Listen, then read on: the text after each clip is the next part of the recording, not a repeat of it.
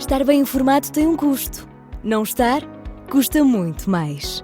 André Ventura e António José Seguro estão na segunda volta. E cada detalhe conta. O palco das eleições é no Observador. Acompanhe passo a passo. Assine hoje o Observador e garanta acesso a todos os artigos, agora com 40 € de desconto. Saiba tudo em observador.pt.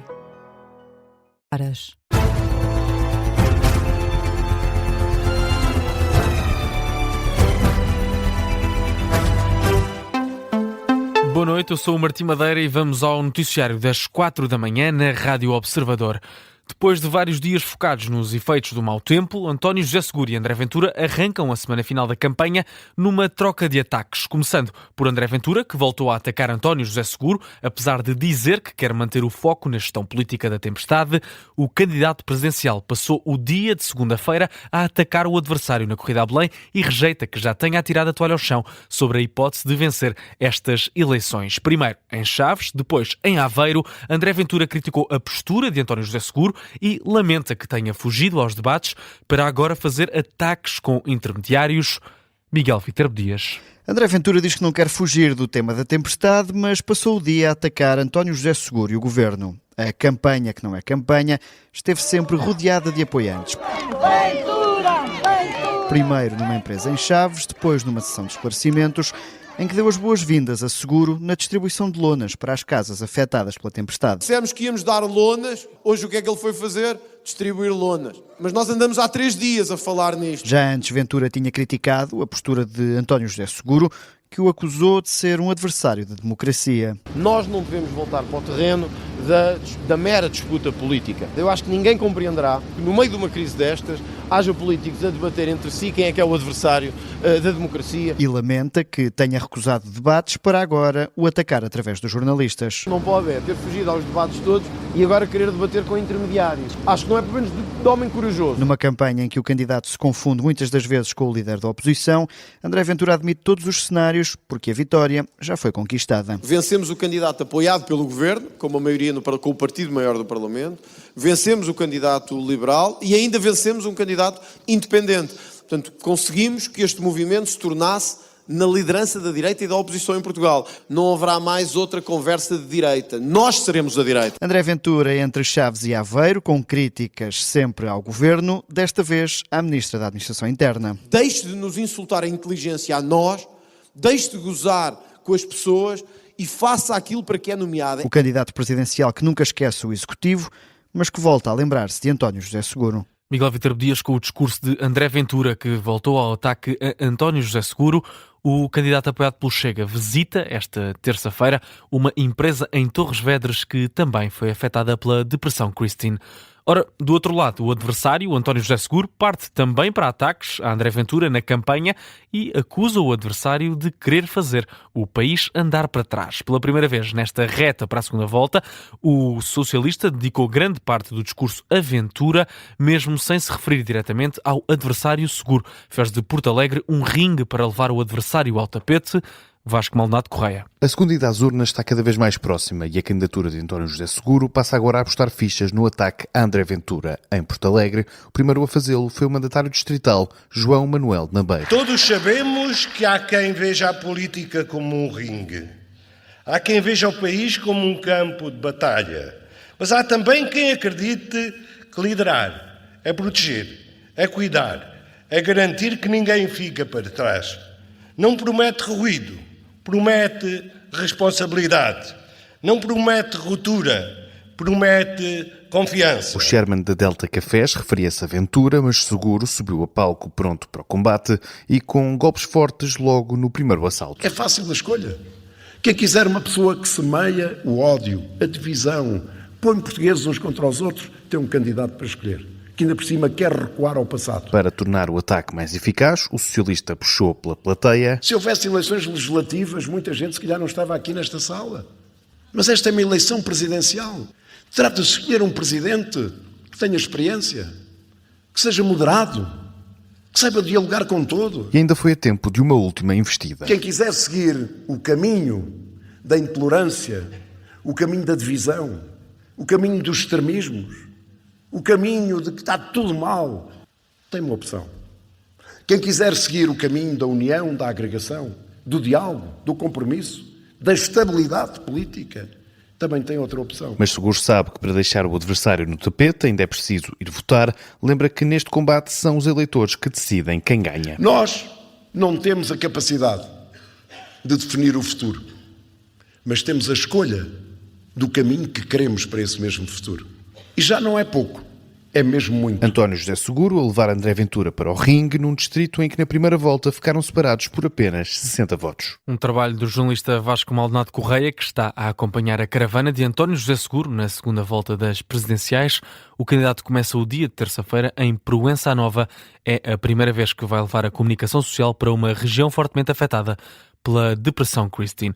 Ora, António José Seguro esteve também na grande entrevista da RTP, onde considera que seria interessante voltar aos governos de 4 anos. O candidato socialista garante que, se for eleito, não vem para criar instabilidade e admite que gostaria de voltar a ver governos no funcionamento normal das eleições.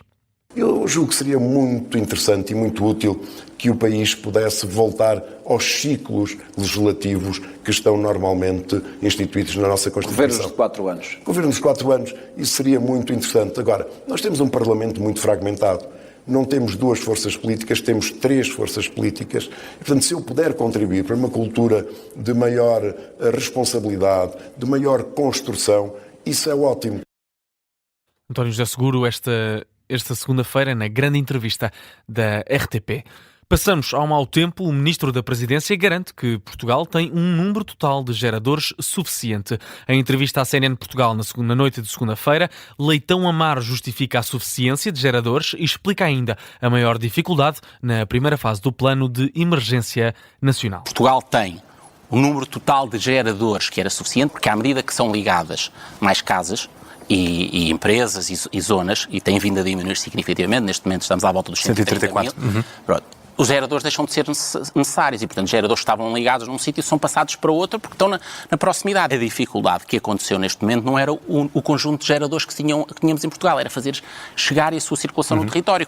Na entrevista, Leitão Amaro saiu ainda em defesa da Ministra da Administração Interna, Maria Lúcia Amaral, defende que tem condições para continuar no cargo. O que a Ministra diz, e eu acho que todos partilhamos, é que a situação de facto é brutalmente complexa, é uma tempestade sem precedentes, os ventos mais fortes que registados em Portugal e a tempestade aparentemente mais forte registada em Portugal. Por outro lado, também diz que há um momento de avaliação que não é este. Este é o momento da ação, este é o momento das respostas. Primeiro, prevenir. Depois, imediatamente lançar todos os meios no terreno. Acha que tem condições para permanecer no cargo? Com certeza. As declarações do Ministro da Presidência, António Leitão Amaro, numa entrevista à CNN Portugal. Portugal Continental registrou até às 10h30 de segunda-feira mais de 1.400 ocorrências relacionadas com o mau tempo. Afetaram sobretudo a região, centro e Lisboa, de Vale do Tejo, adiantou a Lusa, uma fonte da Proteção Civil. As principais ocorrências foram a queda de árvores, seguido de queda de infraestruturas, inundações, movimentos de massa e limpeza de vias. Já em relação aos próximos dias está prevista chuva persistente, vento forte e muita agitação marítima por todo o país, segundo a Proteção Civil, especialmente devido à nova vaga de depressões, neste caso a Depressão Leonardo, que chega quarta-feira. Desde quarta-feira da semana passada, as Forças Armadas já destacaram 1.975 militares para apoio às populações e posicionaram 30 botes e equipas em zonas de risco severo de cheias. Num comunicado divulgado na segunda-feira à noite, o gabinete do chefe de Estado-Maior-General das Forças Armadas sublinha o posicionamento de 30 botes e respectivas equipas nas zonas de risco severo de cheias nos rios Douro, Mondego, Tejo e Volga. Entre as ações de apoio realizadas estão a desobstrução e limpeza de vias rodoviárias, com 5 ainda em curso.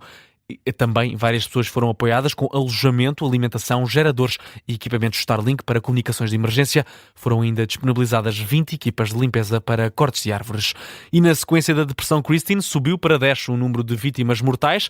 Desta vez a vítima foi um homem de 63 anos, que caiu enquanto estava a reparar o telhado de um armazém em Porto de Mós. As autoridades têm alertado a população para os perigos de reparar os telhados com a chuva e as estruturas instáveis.